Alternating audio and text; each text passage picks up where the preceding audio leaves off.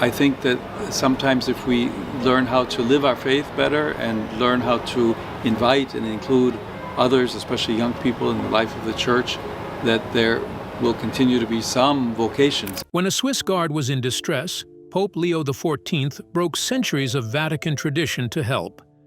And what he did next left the entire Vatican in shock. At 10:15 a.m. on May 11th, 2025, it was still early.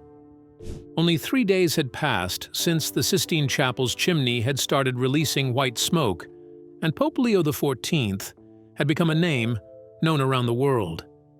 Inside the Apostolic Palace, things were still settling. Staff whispered to each other with uncertainty. Security schedules were still being updated. Cardinals moved slowly, as if adjusting to a new kind of weight. But Pope Leo moved differently. He walked through the Vatican halls like someone used to the steep roads of the Peruvian mountains, slow, careful, always focused more on the people around him than on the famous artwork. That morning, as he passed the Swiss guard post outside the eastern corridor, he had just finished his quiet prayer time in the chapel. The guard stood tall, perfectly still, trained not to shake, except for one man named Harry Cook. He wasn't careless or inexperienced. In fact, he was known as one of the best steady hands, fluent in 4 languages, always on time, always in uniform. But something was wrong that morning. His hands were gripping his halberd so tightly his knuckles had turned white. His jaw was clenched, and though he stood straight, his eyes trembled like they were holding something back. Pope Leo saw it instantly. He didn't ask questions or call for help. 2 nearby officials stopped in surprise as the Pope walked directly toward the guard. He raised a hand to signal the officers to stay back. He wanted honesty now, not protocol. He took one step, then another, and said in a quiet voice, full of concern, "My son, what is weighing on your heart?" Harry blinked. His body shook at the unexpected kindness. It wasn't fear of authority. He tried to hold it in. "Your Holiness," he said, trying to keep his voice steady. He tried to stay silent at first, but he couldn't. Not when the voice, asking him, sounded like it understood his pain. "Your Holiness," he repeated, his voice cracking slightly. "My son."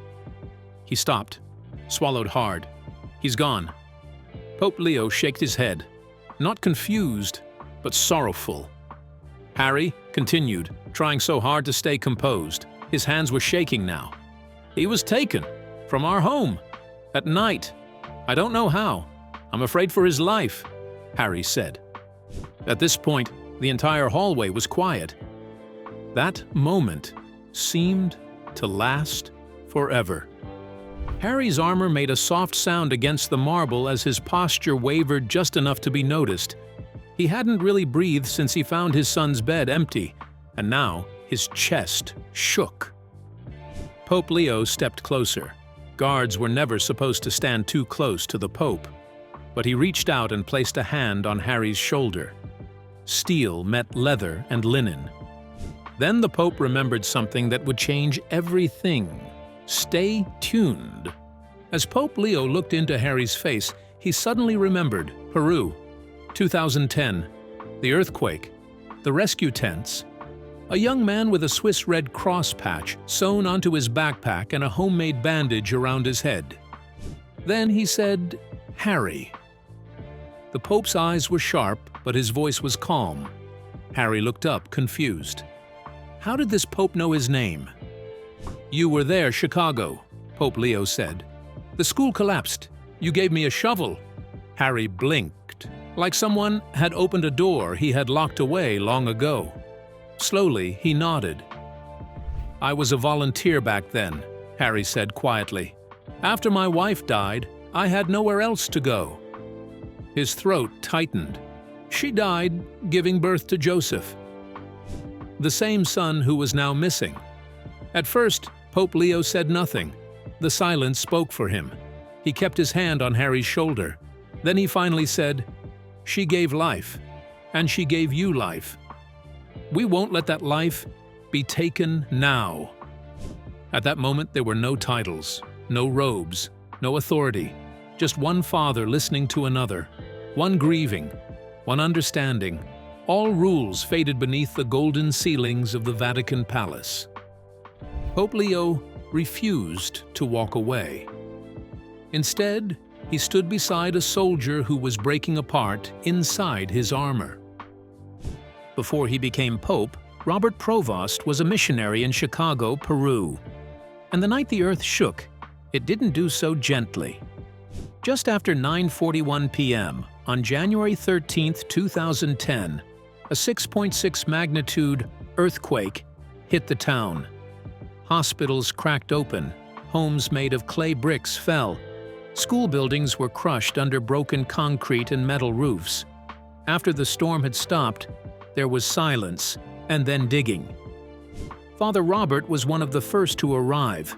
His hands were bruised, his cassock torn, and a headlamp was strapped to his forehead like a miner's. He wasn't a bishop, wasn't famous, wasn't Pope Leo. He wasn't even supposed to be there. He had stayed behind after a young woman's mother died in a nearby village. His mission had officially ended 2 weeks earlier, but he'd promised to help with the funeral. That delay saved lives. By midnight, Chicago's town square had become a rescue center. Locals came in barefoot, holding blankets and bits of their homes. Then came the volunteers from Switzerland, Bolivia, Brazil. That's when Father Robert saw him. A young man, maybe 22 or 23. He looked like he hadn't slept in days. He had a wrap around his forearm and a Red Cross vest covered in dust. He didn't speak much Spanish, but his eyes said everything. His name, as we said earlier, was Harry Cook. He didn't wait for orders. He grabbed a crowbar and dropped to his knees beside Father Robert. At first they said nothing. They just worked, moving stone after stone, one breath at a time, one brick at a time. "There are 3 children under this wall," Father Robert said. One of them cried. I heard it. Harry nodded and dug faster. The hours passed in a blur. By 3:22 a.m., they had cleared a full meter of rubble. Their knees burned. Their hands bled. Dust filled the air. Then they heard the sound again, a child's voice whispering in a Swiss accent. Harry leaned in and shouted, "No, don't give up, Dermis. Stay awake." They pulled out the first child, a girl with a broken arm and wide, frightened eyes. Then the second. Then the third, unconscious but breathing. At that moment, the news was all over the place that 2 strangers had saved 3 children from death by stone. When it was over, they didn't talk. They knelt in the broken square and said Psalm 23 in 2 languages. Harry in German, Robert in Spanish. "Though I walk through the valley of the shadow of death," they said together. But it did not end there.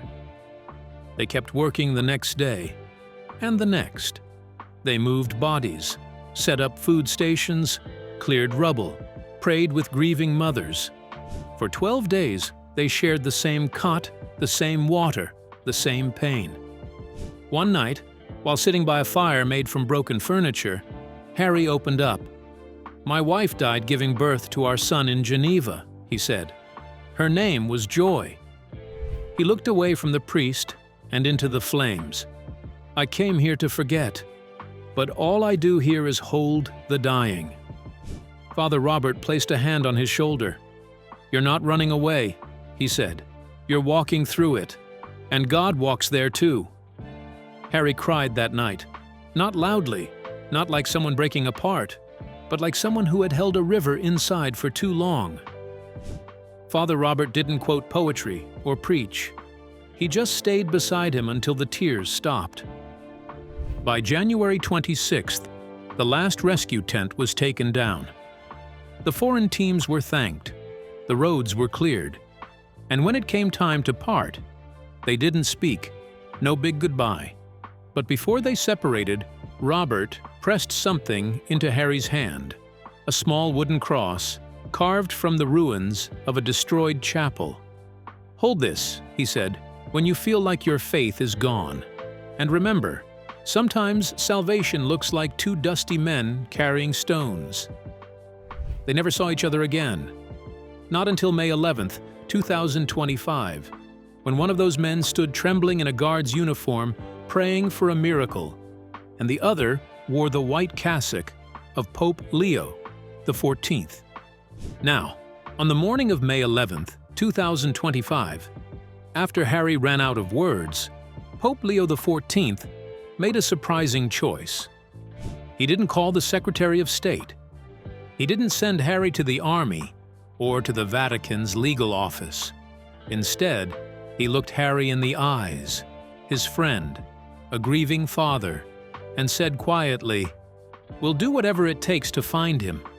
I don't forget what fathers carry, even when the world does." Less than an hour later, at exactly 11:09 a.m., Pope Leo canceled all of his appointments.